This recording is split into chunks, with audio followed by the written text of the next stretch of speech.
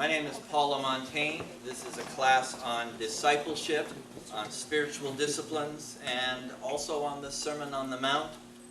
These are all my materials. I assert my copyright to them. And we are live on Facebook, or is this YouTube Live? Facebook. Facebook Live. And we're recording, and these will be posted on the Sky, the TAFPC YouTube page. So Yogi is maintaining a playlist of all of these. And I believe that Shu has been careful to put it in the bulletin and publish it on the website so everybody can find it. So last time we talked about grief. We talked about the passage in the Sermon on the Mount where Jesus says, "Blessed are those who mourn, for they will be comforted." Or as I said it, how lucky you are if someone you love has died and you are in deep sorrow. A little hard to take, the idea that that's a lucky thing. But I assigned you the duty of, during the 2 weeks in between, to find someone with whom you could share, and to share about someone you love who has died. And I said, lay out enough time for it. Give yourself at least 20 minutes. Talk about the person you love. Talk about who they were and what they did and what your relationship was with them. Tell stories about them. When my father died, I made videos doing that for my grandchildren because I wasn't going to be here at Christmas to do it for them. And I managed to do 6 videos of about 20 minutes each. I didn't assign you to do that much, but at least 20 minutes telling someone about someone you love who has died, or for the younger people who might not have lost anyone yet, you can also do some of your grief work in advance. You can anticipate the death of someone you love, and you can start already marking in your memory the things that you don't want to let go of when they're gone. So that was the assignment I gave everybody. I want us to break up into groups now and talk about that assignment. I don't want you to repeat the assignment in your group. I want you to talk about, how did it go? How did you feel while you were doing it? Did it make any difference to you? Did it help? Did it help manage grief or not? Or did it just feel weird? Whatever it is, tell the truth about how it felt and how it went with the people in your group. So as always, we'll split up into 3 groups: Taiwanese, Mandarin, and English in the back. Okay? And we'll stop the presentations while the small groups do their work. Again, if you're out on the internet doing these things, you need to find people that you can do the small group part with yourself, wherever you are, even if you're not in this room, because that sharing is part of what you're learning here. The sharing is not me examining you to find out if you got it right. The sharing is part of the work you do so that you learn what there is to be learned here. So let's break up into our groups and stop our recordings.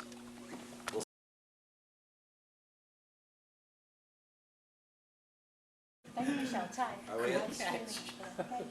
Okay. So I already heard some things.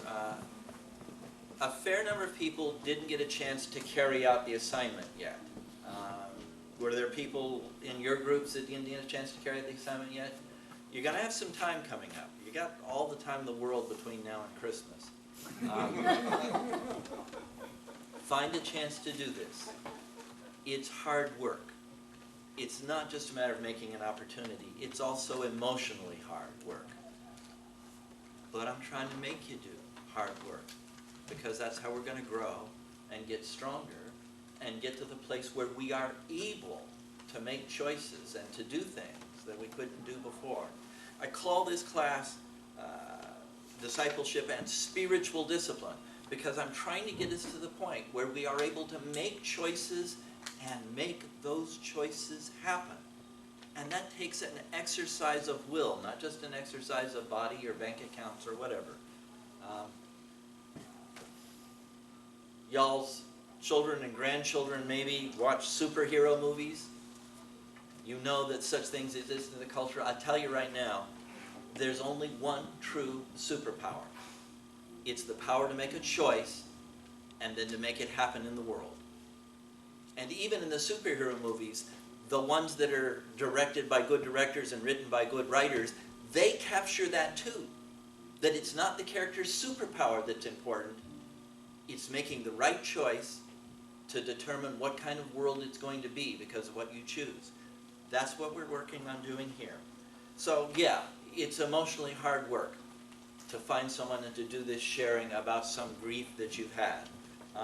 But it's going to be valuable work because it's going to make us stronger, and stronger in the way that counts, not just emotionally, but in terms of being able to make good choices. I'm just going to draw something. Yeah, right. No, you're okay. This is, a line for a graph. Here's time going this way, and there's grief going that way, so greater grief is higher up. And I think that what we're afraid of is that our grief is going to look like this. We're afraid that we won't ever worry about people dying because we don't expect to lose anyone. We don't want to think about it. It would hurt too much to think about it, and they're not dead yet. So why think about it? And then it's going to happen, and it's going to be like slamming into a brick wall. That all of a sudden we'll go from no grief at all to total grief. It'll be like hitting a wall. And then forever afterward, there's going to be this big loss. I think that's what we're afraid of. I think that's what we're afraid of. And I'm trying to teach us a technique that will help us. What really happens is more like this.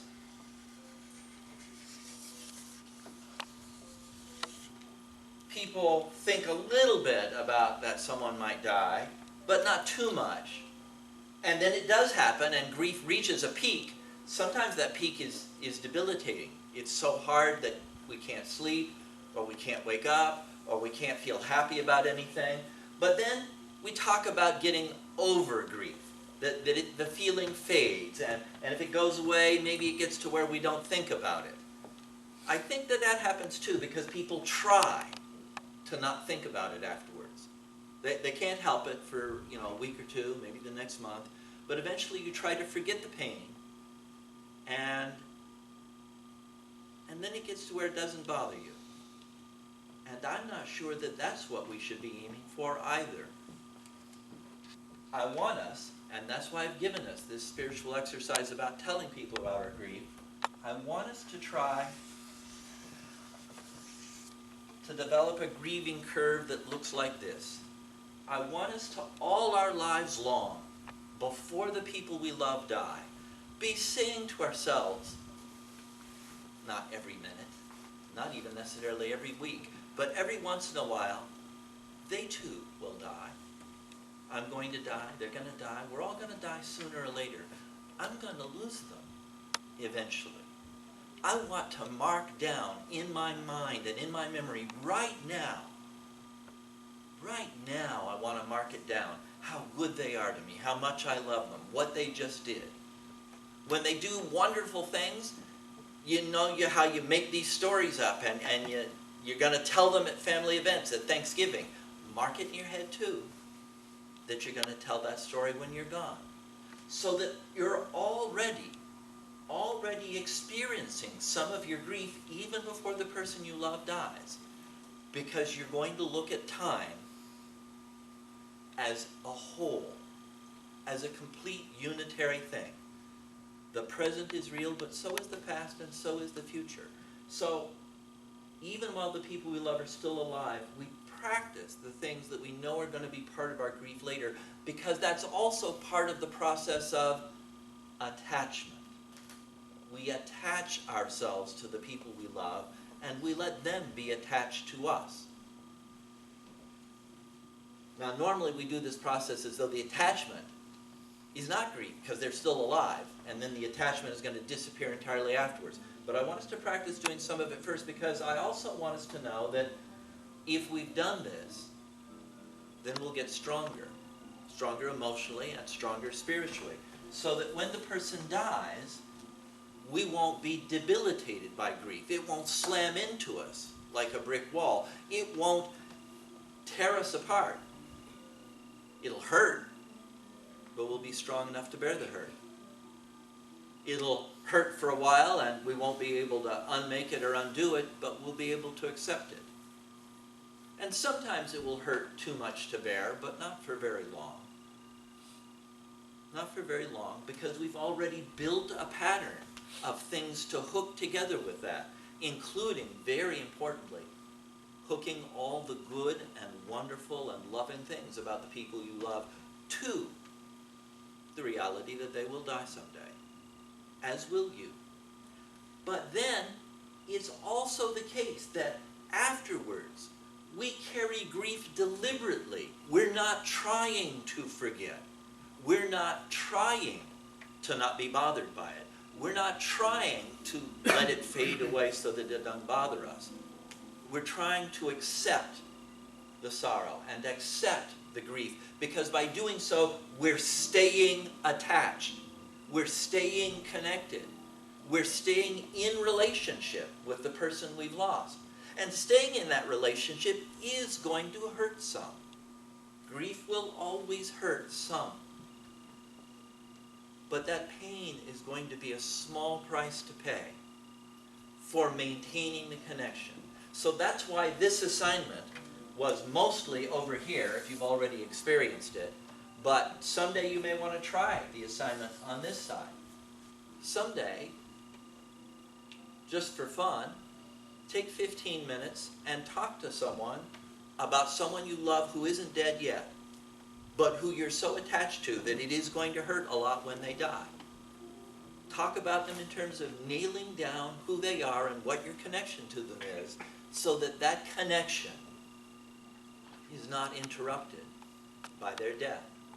So that, and I've drawn these curves because, among other things, this one, the one that usually happens, that people try to put grief off, and then it happens and it hits them hard, and then they try to put it behind them so they can get on with their lives, that produces a higher peak of pain, I think.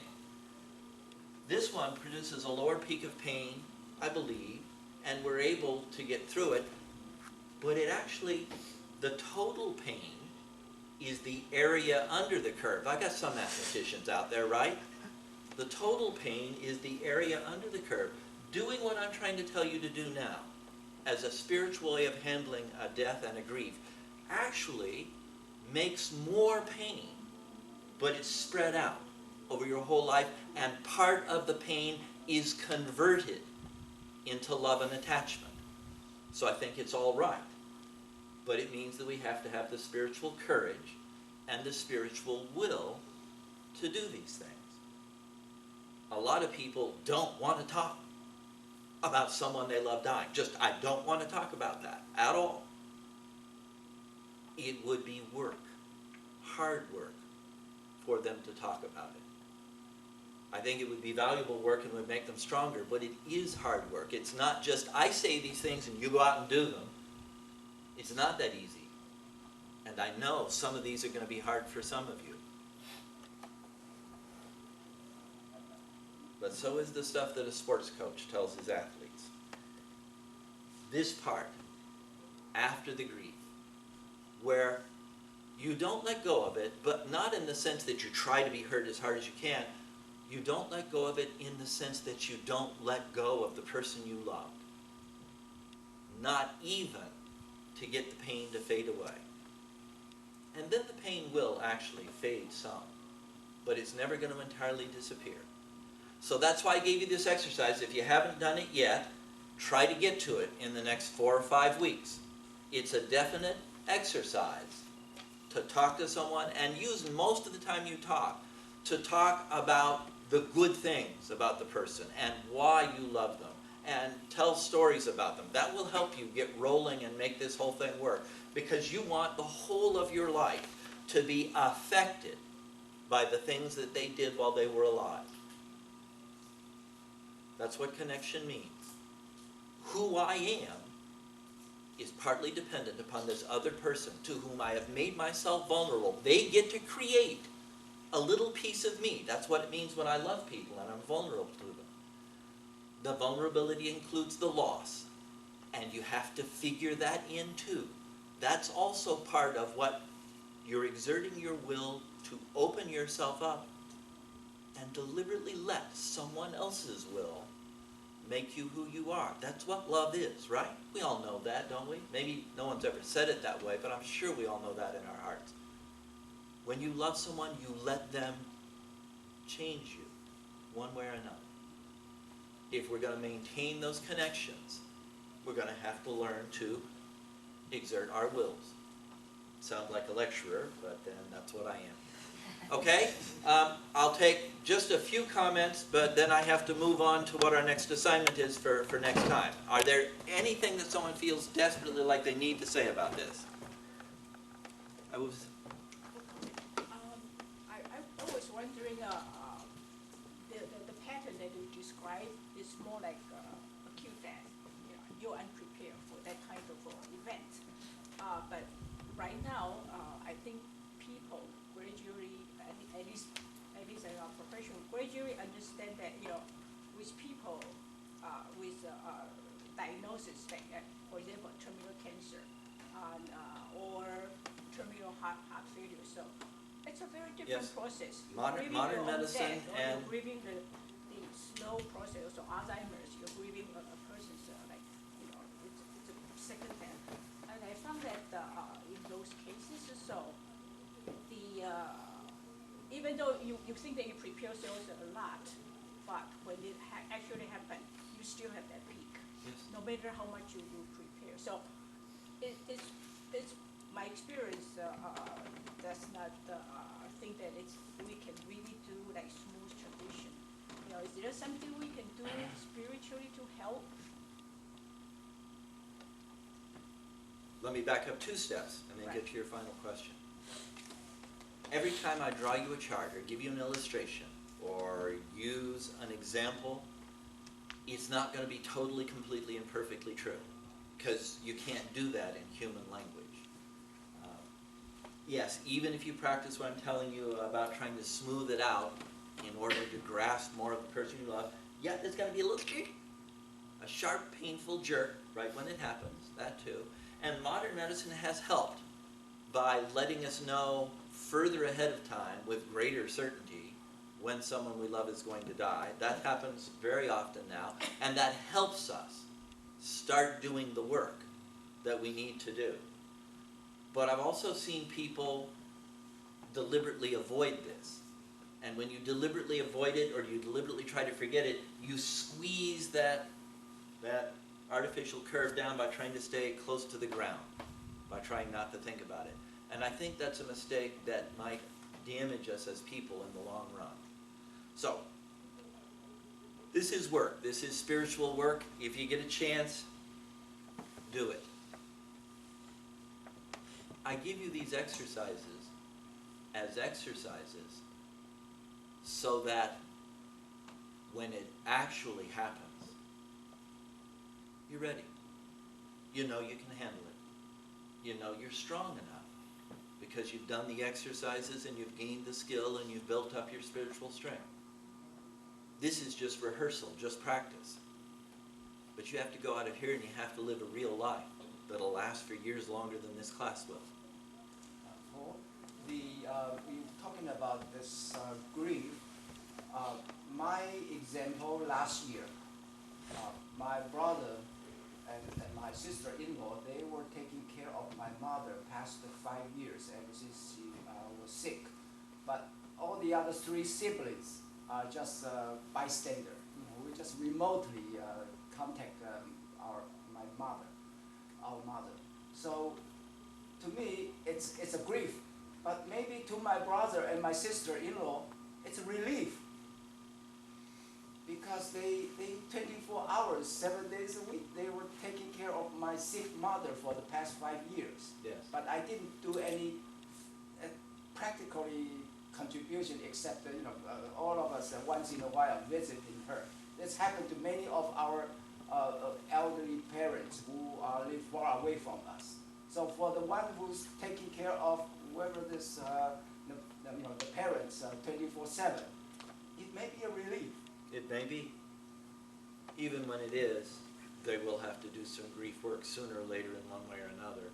But in part, they've already been doing this version of it because they've been taking care of them. They've been forced forced to think about it every day.